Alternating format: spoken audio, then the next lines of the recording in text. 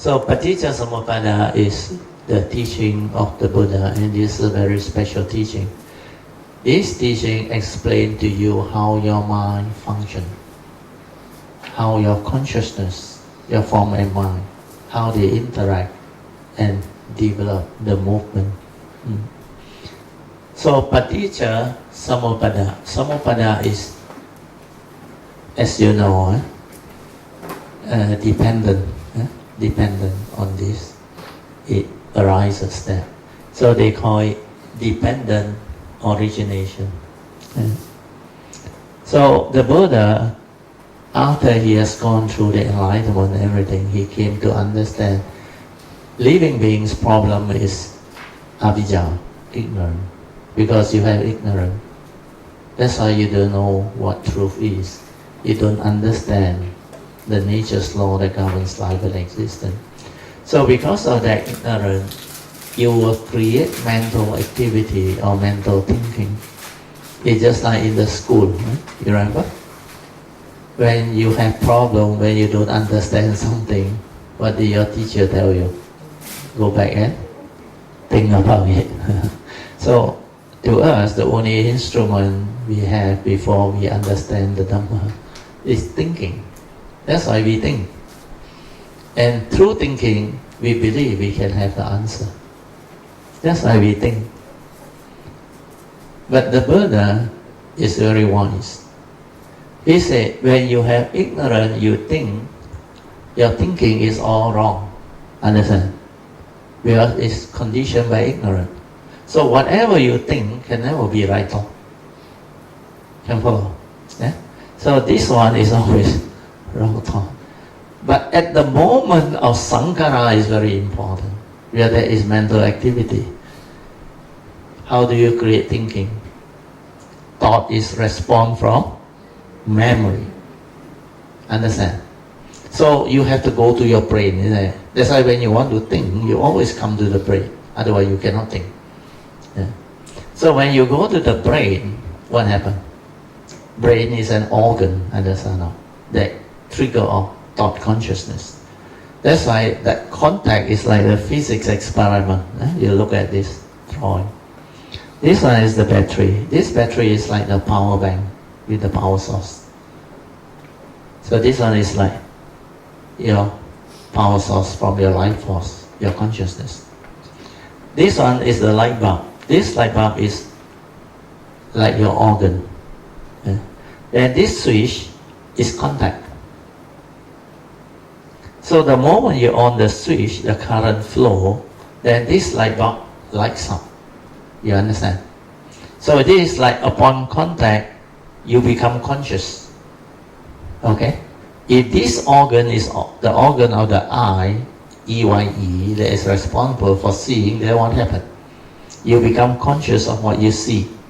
You can follow. But because this brain is your mind, so when you make contact, this lighting up, you become conscious of mental consciousness. You understand? So depending on ignorance, you create mental activity, mental contact that trigger of mental consciousness. That's why this third link, Viññāṇaṃ, is mental consciousness. But this consciousness, as you know, the four aggregate of mind, the last one, Vedanā, Saññā, Saṅkhāra, Viññāṇaṃ, the last one. The last one is without the first three. Remember? Without the Vedanā, Saññā, Saṅkhāra. Means the content of consciousness. Where the whole of content of consciousness is actually Saṅkhāra, inclusive of perception and feeling, which is Vedanā and Saññā. So this one is the pure mental consciousness before the content went in. The moment you input your content through your views, opinion and conditioning in your brain, straight away the content went in and created the second aspect of the five aggregate of form and mind. So this one becomes the Nama Rūpaṃ, five aggregate of form and mind, but the mental one, the second aspect. Yeah. So according to the Buddha, dependent on this, there must be sense basis, otherwise it cannot arise. Can follow? That's why nama Rūpaṃ paccaya Saḻāyatana. So this Saḻāyatana is actually sense basis. Yeah? Sense basis, I better write it down. Yeah? Sense basis. So this one, the sense basis are the 5 physical senses within your physical body. You understand? Your eye, your ear, your nose, your tongue, tactile. These 5 plus the brain, 6. So these are the 6 sense bases. Dependent on this, there will be contact, understand? Contact of mind. The mind make contact with the sense basis. Then like the physics experiment, nature's law, it trigger off the consciousness. So here, upon contact, consciousness arise again, understand? So ignorant contact trigger off ignorant content going in.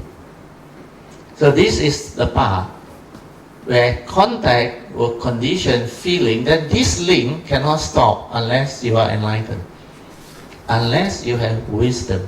Yoniso manasikara. Even the initial wisdom is good enough. So when you have wisdom, feeling will become pure feeling. It will not be conditioned into craving. This is why the aggregates of the Arahant, they are pure aggregate, non-grasping. You understand? Eh? So this aggregate, without Avijjā, is pure aggregate, non-grasping. That's why it will not condition craving or Taṇhā. But in this particular case, because it starts with Avijjā, it will condition craving. That's why all the teaching that they tell you is not correct. They tell you to learn how to cut at feeling, because they say after feeling is craving. This is where the problem is. Then it leads to all the other links, finally ending up with suffering, the whole mess of suffering. So knowing that, they try to teach you to cut at feeling. How can you do it? Without wisdom, you can't do anything.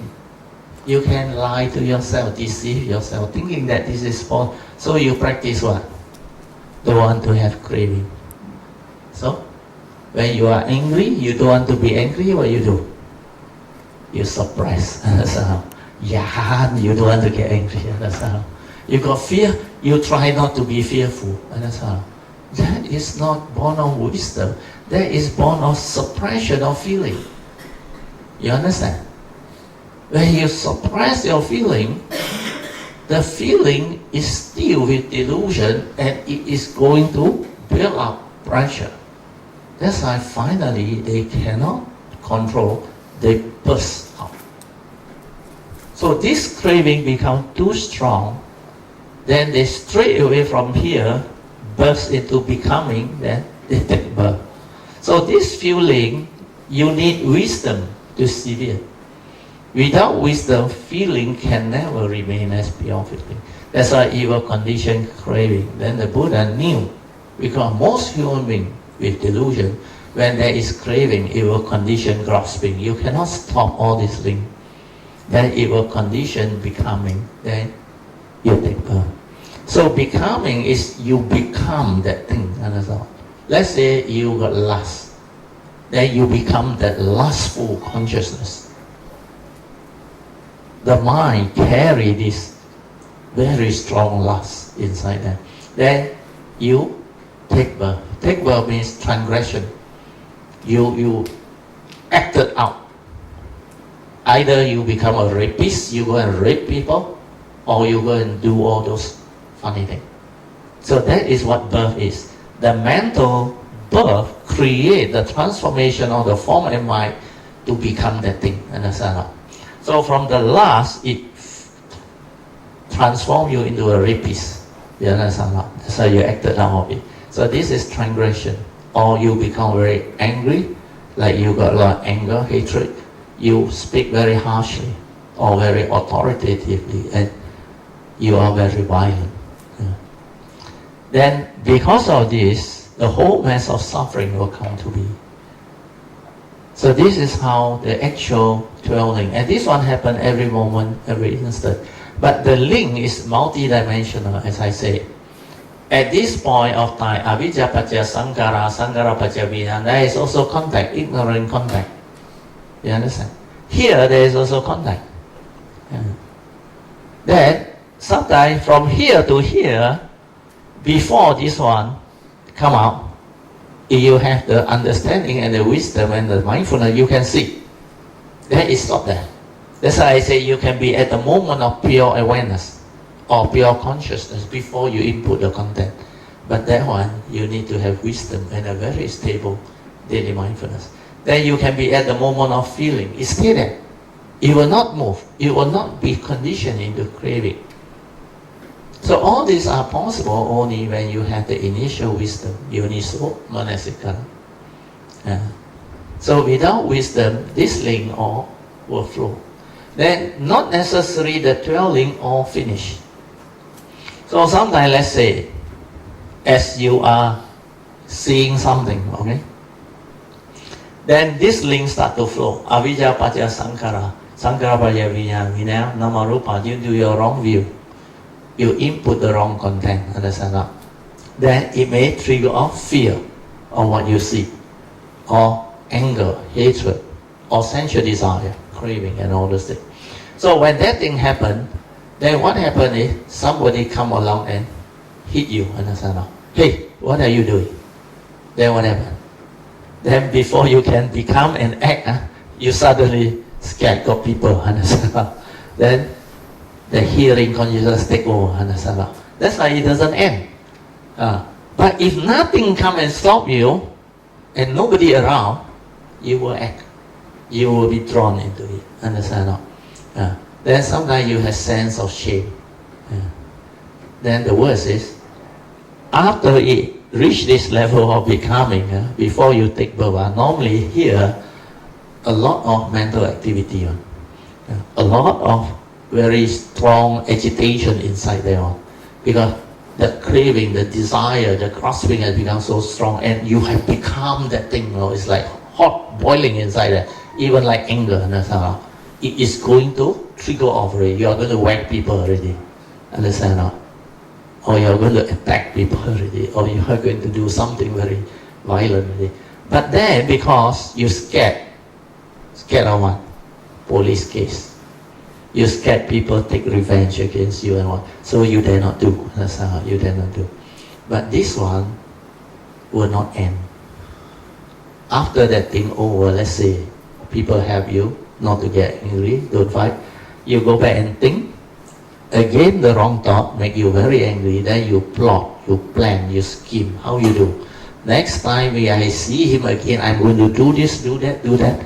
All this you already put into your mental, in what they call, you accumulate into your memory, you already prepare, and this is what you want to do. The next time when got conditions, straight away you will do already. It cannot stop. So a lot of these things, you have to go through life to experience it, to understand it. Then when you develop the Dhamma, the mindfulness, the awareness, then you realize this is what human beings do when they are deluded, deceived, when there is ignorance. But when there is Dhamma, it cannot move. Here, it stops. You understand? Because there is no more avijjā. You can see things as they are. The world is the world. People are just the way they are. The reality of the moment is already established. Condition on that, things will be like that. You will never do all those foolish things. That's why you are always at peace, with clarity. Then you act with wisdom to resolve things amicably, issues, situation amicably, and you move on. That's why this dependent origination doesn't apply to enlightenment. But they can still go through the link until feeling. Understand? Until feeling. This pure feeling will be there. Then they can experience good mind moment, but there is no avijjā behind. You understand? There is no craving. There is no grasping. There is no becoming. Nothing. They just live. And it's so beautiful. That's why they can experience all of the pristine beauty and wonders of life. And every moment is so pristine, so beautiful. That pure feeling, that pure joy is so beautiful. Understand? You can experience nature's formation, nature's pristine beauty. Yeah. And you can experience life really fully. And everything is so beautiful, so meaningful, and so wonderful. Then there is just joy. There is no more sadness. There is no more craving, unhappiness. All those things does not arise. That's the reason why this Dhamma is so beautiful. Yeah. Then the Buddha talked about the cessation cycle. Cessation cycle is the opposite of this. Just now we talked about the arising cycle. Arising from ignorant avijjā. Then this dwelling flow. If it has the condition to finish, it will finish. Otherwise, it will cut off somewhere. Then you go to another sense door. Yeah. But this one moves very fast. So the most powerful one is avijjā pajjaya saṅkhāra, saṅkhāra pajjaya viññāṇaṃ, then nama rūpaṃ. This one, the wrong content of consciousness, when it go in, it will always condition craving. So here is where your like and dislike, pleasant and unpleasant sense experience keep on arising. The first two mental hindrances, they always arise here until it becomes habitual tendency. Understand? So what happened to you? When you see something, that like and dislike, pleasant and unpleasant, or the fear, worry, and anxiety, they are all there, the three evil roots. So if every day also you do that very often, it becomes what? Habit. So we call it habitual tendency. Then how can you meditate? How can your mind be peaceful? When these are mental hindrances, you understand? Every moment, every instant, mental hindrances are there. And when the mental hindrance of sensual desire and ill will are there, what do? They hinder your mind from entering the meditative state of inner peace, inner calmness, and inner awareness. That's why you cannot be in the meditative state. So this one, you need to straighten your view. You understand? Follow the Buddha's advice to see things as they are, not according to your delusion, your conditioned mind. So this point of time is very important. For craving not to arise, you have to straighten your view so that you can accept them for what they are. See the world as it is. Accept the reality of the moment. That's why you can be at peace. Then you can have the clarity of mind to make proper decision or appropriate decision. Then you act according to wisdom. Wisdom is understanding, following Noble Eightfold Path, no negativity. That's how you resolve things amicably. And you become beautiful. There is no karmic, nothing. But everything gets resolved through understanding. So with the arising cycle, this is what you will see. Then you develop the straightening of view, then you cut all this. After feeling, all this movement cannot move. When you have developed the straightening of view, the Unisomanasikkara here will make sure the feeling remains as pure feeling. Then you are not like ordinary human being. You cannot do things that they like to do. Understand? Like cheat people, deceive people, get excited here and excited. No more. But you can still live life. You are still beautiful. And you can still experience all of the good things of life.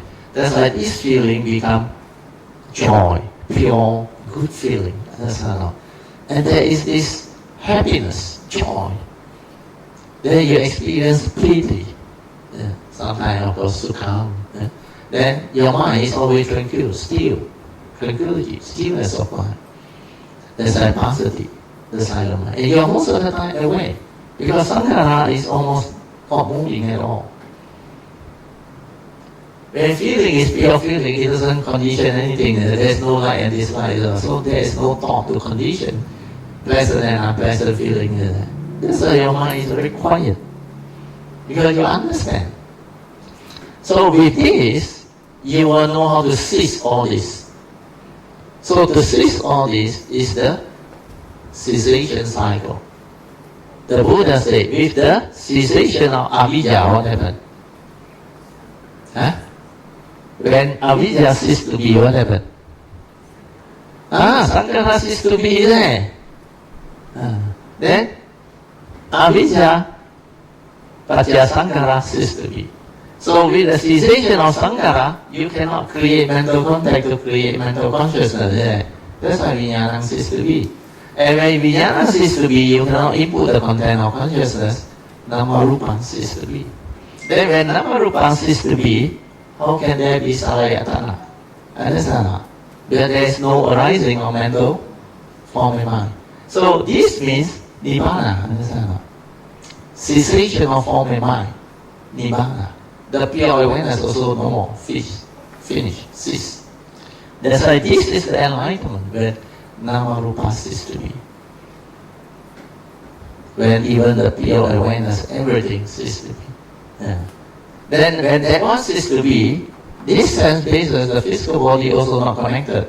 Understand? That's why it cease to be. That's why there is no contact, no feeling, no craving, no grasping, no becoming, no birth, and no suffering. That's why Nibbāna is the end of all suffering. You have to be careful. A lot of people don't understand, you know what they say. The absence of suffering is Nibbāna. You agree? Last night they always say, they say, the third noble truth, the absence of suffering. When you do metta, you are suffering or not? Loving kindness. You are no suffering. Are you in the state of Nibbāna? You are not in the state of Nibbāna. So the absence of suffering is not Nibbāna. The cessation of form and mind. Rūpaṃ. The second aspect, the mental aggregate. That is real Nibbāna. Because this is real cessation. That's why under the Four Noble Truths, the Buddha used exact Pali word. He said, the first noble truth is dukkha. Okay? Then the second one, cause of arising of suffering, is samudaya. The third one he used the Pali word is what?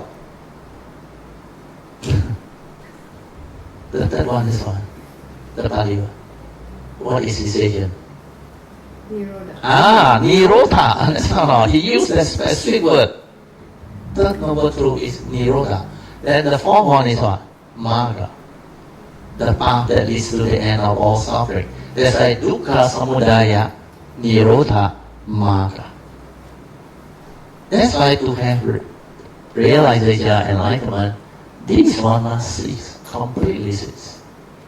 That's why it's called cessation of form and mind, Rūpaṃ.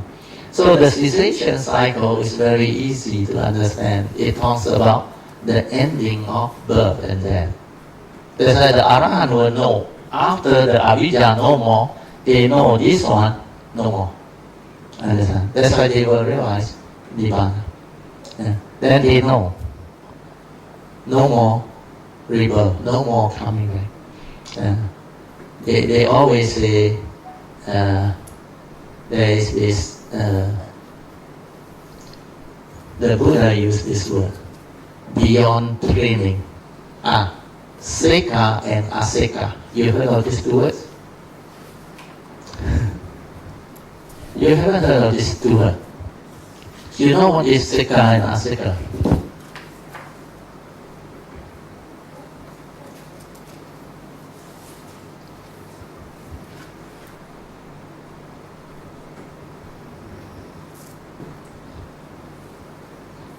Asekha means beyond training. Understand? Sekha means you still under training.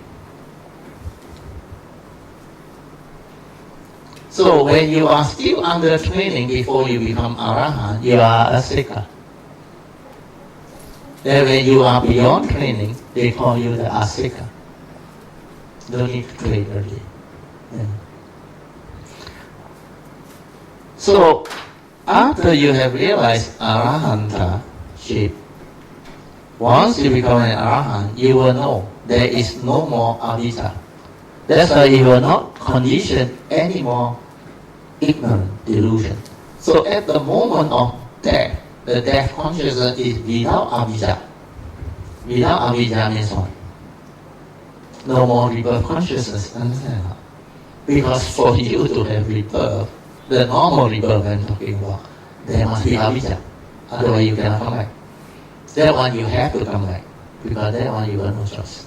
But the Bodhisattva, those who have the understanding, they also go beyond Arahant.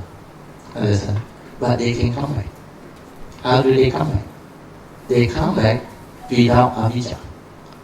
They have wisdom. They don't have Avijjā. So how to come back? You need a mind, isn't it? Without a mind, you cannot come back, isn't it? You have to come back to this existential world. What do you need? You need a vehicle and a tool. Means you need a form and mind. You still have your karmic nature, isn't it? Your karmic nature is not destroyed, isn't it? It's still there. You still have your spiritual nature. So without Avijjā, how to come back? But because you have the karmic nature, if you know how to arise a pure thought, means out of love and compassion, that pure thought, then you make a vow. Understand? You make a very, very strong vow through your understanding, and you evoke power of merits. That's why the Bodhisattva vow, the first vow is what? You vow out of love and compassion to liberate the limitless living being from samsara. And that is love and compassion to do this work. And because you have that vow, it will create the nature's law's condition for you to have the condition to come back. When you want to do this work, understand? But the mind is the pure mind with love and compassion. That's why you don't take rebirth through Avijjā. You take rebirth through the karmic conditioning with a form and mind that don't have Avijjā, but love and compassion. That's why when my nature come back, I realized when I was 1 year old to 6 years old, I got no thought, nothing. The consciousness is pure. Love and compassion. Nothing inside that. Yeah. So this is how those who go the Bodhisattva way, they have this understanding, they can come back too, but no need Avijjā. Okay? So that is the big difference. So what you need is a pure mind. The pure mind will take, you can call it rebirth. It's actually take a new birth, a new segmented life, understand? So when the segmented life it comes, it's just this rebirth, pure consciousness with love and compassion without Avijjā. But you still have your karmic nature. So straight away your karmic nature will come and support. Then because of your vow, all this, they will also have an effect on your whatever evolution from that life. Yeah.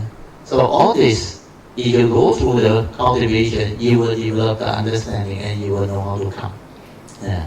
So that one you can, later on, after you have stabilized, develop a lot of understanding, you know how to perfect your Adhitthana, or the perfection of you know that parami Adhitthana, huh? Perfection of affirmation, assertion of truth, affirmation of truth, determination, aspiration, vow, and all those things. So that parami will allow you to arise the causes and condition to come under what set of condition based on your understanding. That's why you can introduce those conditions. Then you can choose to come. In whatever form, whatever way, through your understanding, through your wisdom, through your parami, through your perfection. Yeah. And this is what we discussed at the last Sunday the Bodhisattva way Dhamma class. You should go and listen to the last Sunday recording. It's very good. That one I explained on how to walk that way, how to take that vow. You need great faith, sincerity, and diligence. And you must plant the seed of Bodhi. The first stage of Bodhi mind development, you must plant that Bodhi mind to develop the Bodhi seed to walk this way. Okay, so this is the complete revision for you to understand. So this is what the dwelling is all about. The rising cycle and the cessation cycle. And what happened in between. Okay? If you got any question, you can ask.